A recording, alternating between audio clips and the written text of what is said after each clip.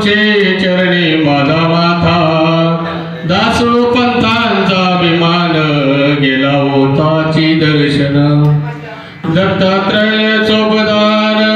पुढे उभे काठीकर दासो पंथांचा अभिमान गेला होताची दर्शन येऊनी अंगावरी तुमकला प्रसाद देऊनी मुक्त केला दासो पंथांचा अभिमान गेला होताची दर्शन निळा शरण तुमच्या पाया अनन्य भावे नाथ राया